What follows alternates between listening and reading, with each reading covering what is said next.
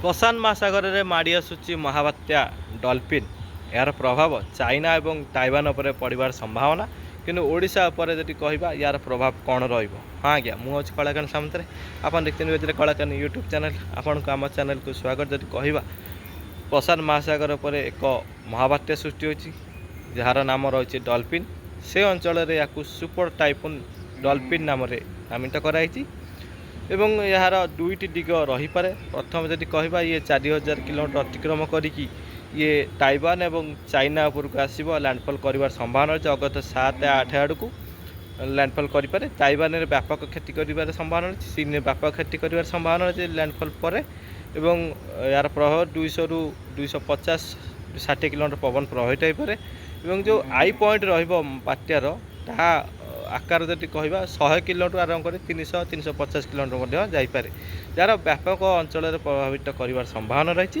କିନ୍ତୁ ଏହା ଦୁଇଟି ଦିଗ ରହିବ। ଇଏ ମାଡ଼ ହେଲା ପରେ ଏହା ତ ଡାହାଣ ପଟକୁ ଯାଇକି ଅର୍ଥାତ୍ ଉତ୍ତର ପୂର୍ବ ଦିଗକୁ ଗତି କରେ ଯଦି, ତାହେଲେ ଏହା ଦୁର୍ବଳ ହେବାର ସମ୍ଭାବନା ରହିଛି। ଏହାର ଆଉ ଗୋଟେ ଦିଗ ରହୁଛି, ଇଏ ଦକ୍ଷିଣ ପଶ୍ଚିମ ଯଦି ଗତି କରୁଛି, ତାହେଲେ ମ୍ୟାମାର ଏବଂ ଥାଇଲାଣ୍ଡ ଏବଂ ବାଂଲାଦେଶ ଆଡ଼କୁ ଆସିବାର ସମ୍ଭାବନା ଅଛି। ହୁଏତ ପୁଣି ଇଏ ଅବଶିଷ୍ଟାଂଶ ସହ ଲଘୁଚାପ ପଡ଼ିକିନା ବଙ୍ଗୋପସାଗରରେ ପୁଣି ଲଘୁଚାପ କ୍ଷେତ୍ର ସୃଷ୍ଟି ହେବାର ସମ୍ଭାବନା ରହିଛି। ଏଭଳି ଗତିପଥ ରହିପାରେ, କିନ୍ତୁ ପ୍ରାଥମିକ ଆକଳନ ଯାହା ଜଣାପଡ଼ୁଛି, ଇଏ ଦୁର୍ବଳ ହେବା ପରେ ଡାହାଣ ଦିଗକୁ ଗତି କରିବାର ସମ୍ଭାବନା କ୍ଷୀଣ, କାହିଁକିନା ଆଉ ଏକ ବାତ୍ୟା ସୃଷ୍ଟି ହେବାର ସମ୍ଭାବନା ରହିଛି। ଏ ବାତ୍ୟାର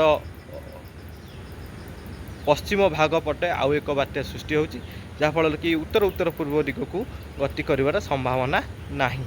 କିନ୍ତୁ ଇଏ ଦକ୍ଷିଣ ପଶ୍ଚିମ ଦିଗକୁ ଗତି କରିବାର ସମ୍ଭାବନା ରହିଛି। ହୁଏତ ଇଏ ଥାଇଲାଣ୍ଡ କିମ୍ବା ଭିଏତନାମ କିମ୍ବା ବାଂଲାଦେଶ ମ୍ୟାମାର ଉପରକୁ ଆସିପାରେ। ଯଦି ଏଭଳି ପରିସ୍ଥିତି ଉପୁଜେ, ତାହେଲେ ଏହାର ଅବଶିଷ୍ଟାଂଶ ମଧ୍ୟ ବଙ୍ଗୋପସାଗର ପଡ଼ିବାର ମଧ୍ୟ ସମ୍ଭାବନା ରହିଛି। ଯଦି ବଙ୍ଗୋପସାଗର ପଡ଼େ, ତାହେଲେ ପୁଣି ଏକ ଲଘୁଚାପ କିମ୍ବା ଅବପାତ ରୂପରେ ନେବାର ସମ୍ଭାବନା ଅଛି। ବ୍ୟାପକ ମାତ୍ରାରେ ପ୍ରଭାବିତ ଓଡ଼ିଶା ଉପରେ ହୋଇପାରେ।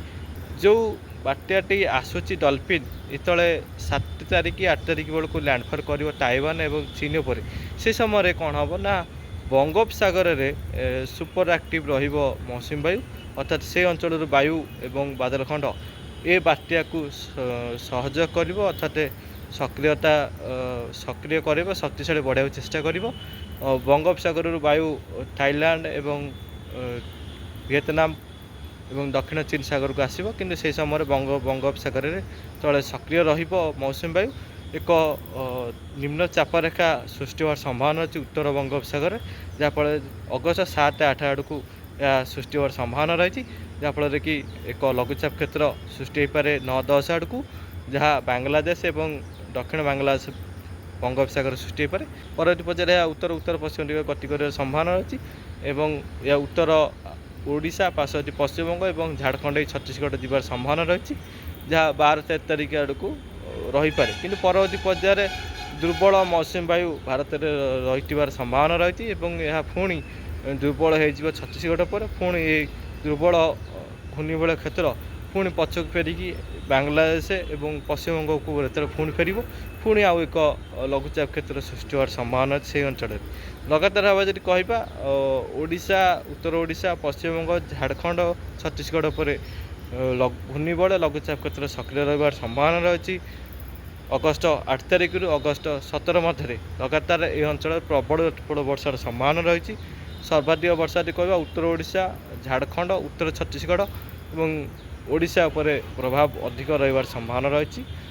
ସତର୍କ ରୁହନ୍ତୁ, ଏଭଳି ପରିସ୍ଥିତି ଉପୁଜିପାରେ। ଯଦି ଏଭଳି ପରିସ୍ଥିତି ଉପୁଜେ, ପୁଣି ଉତ୍ତର ଓଡ଼ିଶାରେ ବଡ଼ ବନ୍ୟା ଆଶଙ୍କାକୁ ମଧ୍ୟ ଏଡ଼ାଇ ଦିଆଯାଇ ନପାରେ। ଦେଖିବା, ଇଏ ଏକ ଆକଳନ ଏବଂ ଇଏ ଏକ ଲଙ୍ଗ୍ ରେଞ୍ଜ ଫୋରକାଷ୍ଟ। ଇଏ କେଉଁ ମାତ୍ରାରେ ଭାବରେ ବଦଳୁଛି, କେତେ ପରିମାଣ ବଦଳୁଛି, ଯଦି ବଦଳିବ ନିଶ୍ଚିତ ଭାବରେ ତା ଉପରେ ଅପଡ଼େଟ୍